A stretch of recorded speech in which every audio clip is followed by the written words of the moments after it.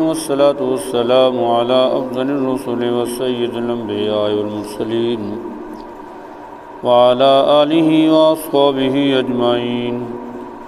أما بعد فأعوذ بالله السميع العليم من الشيطان الرجيم. بسم الله الرحمن الرحيم.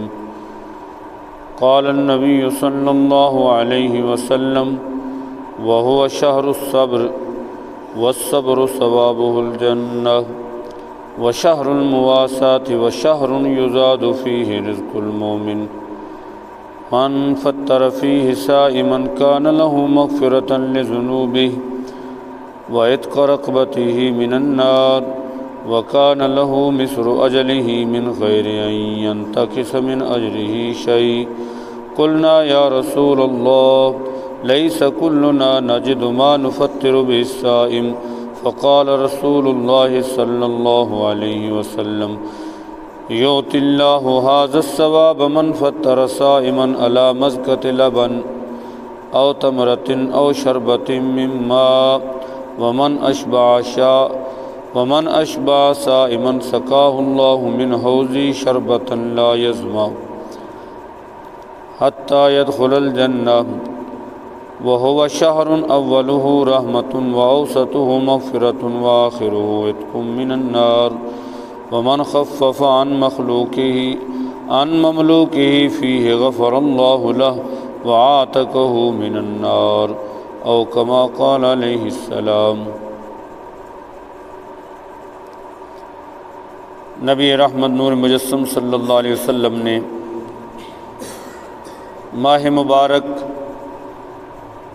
رمضان شریف کی عظمت و فضیلت کو اجاگر کرتے ہوئے ارشاد فرمایا: وَهُوَ شَهْرُ الصَّبْرِ. لوگوں، یہ صبر کا مہینہ ہے، یعنی باقی مہینوں میں کھاؤ پیو، رات کو آرام کرو اور رب کا شکر بجا لاؤ. باقی سارے مہینے ان صورتوں میں شکر بجا لانے کے ہیں، لیکن رمضان کا مہینہ تو اس میں دن میں کھانے سے رک جاؤ، پینے سے رک جاؤ، رات کو آرام کم کر دو. یعنی رات کے پہلے حصے میں نماز تراویح کے لیے اپنے آرام کو ترک کرنا پڑے گا. اسی طرح صبح سویرے سحری کے وقت بھی اٹھنا پڑے گا. تو یہ ساری وہ چیزیں ہیں جن پر صبر کرنا ہوگا. اس لیے فرمایا وَهُوَ شَهْرُ الصَّبْرِ، یہ صبر کا مہینہ ہے. اور صبر کا اجر کتنا ہے؟ فرمایا وَالصَّبْرُ ثَوَابُهُ الْجَنَّةُ، صبر کا اجر جو ہے وہ جنت ہے. فرمایا وَشَهْرُ الْمُوَاسَاةِ، یہ ہمدردی کا مہینہ ہے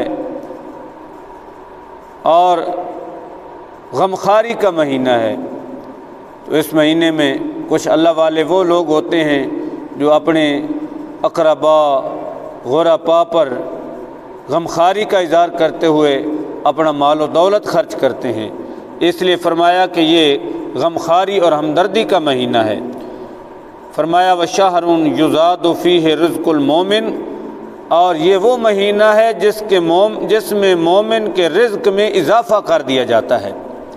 آپ دیکھیں گے کہ جب شام کا وقت ہوتا ہے تو ہر روزے دار کے سامنے طرح طرح کے مشروبات اور طرح طرح کے کھانے موجود ہوتے ہیں جو سال کے باقی 11 مہینوں میں نصیب نہیں ہوتے. لیکن یہ رمضان شریف کی برکت ہے کہ ہر مومن روزے دار کے رزق میں اضافہ کر دیا جاتا ہے.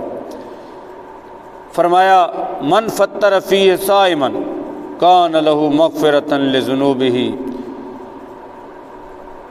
کہ جو شخص اس مہینے میں کسی روزے دار کا روزہ افطار کرائے گا، جو بندہ اس مہینے میں کسی روزے دار کا روزہ افطار کرائے گا اسے 3 فائدے نصیب ہوں گے. پہلا فائدہ کون سا؟ فرمایا کان لہ مغفرۃ لذنوبہ، اللہ تعالیٰ اس کے گناہ معاف فرما دے گا. اور دوسرا فائدہ فرمایا وعتق رقبتہ من النار، اللہ تعالیٰ اس کی گردن کو دوزخ کی آگ سے آزاد کر دے گا. اور تیسرا بڑا فائدہ یہ ہے، فرمایا وَقَانَ لَهُ مثل اجرہ من غیر ان ينتقص من اجرہ شیء۔ فرمایا کہ جو بندہ کسی روزے دار کا روزہ افطار کرائے گا تو جتنا اس روزہ رکھنے والے کو ثواب نصیب ہوگا، اللہ تعالیٰ بغیر کسی کمی اور نقصان کے روزہ افطار کرانے والے کو ثواب عطا فرما دے گا۔ صحابہ فرماتے ہیں قلنا یا رسول اللہ، ہم نے عرض کیا اے اللہ کے رسول، لیس کلنا نجد ما نفطر به الصائم، ہم میں سے ہر ایک کی تو طاقت نہیں کہ وہ کسی روزے دار کا روزہ افطار کرائے۔ تو ان کے ذہنوں میں یہ بات آئی کہ شاید ہو سکتا ہے پیٹ بھر کے کھانا دینا ہوگا، افطاری کوئی طرح طرح کی پیش کرنی ہوگی، تو اس لیے صحابہ نے عرض کیا یا رسول اللہ لیس کلنا نجد ما نفطر بالصائم، ہم میں سے ہر ایک اتنا مال تو نہیں نہ رکھتا کہ وہ کسی روزہ دار کا پوری طرح روزہ افطار کروائے۔ تو نبی کریم علیہ الصلوۃ والتسلیم نے ارشاد فرمایا، آپ نے ارشاد فرمایا فقال رسول اللہ صلی اللہ علیہ وسلم یؤتی اللہ ھذا الثواب من فطر صائما علی مزقۃ لبن او تمرۃ او شربۃ من ماء۔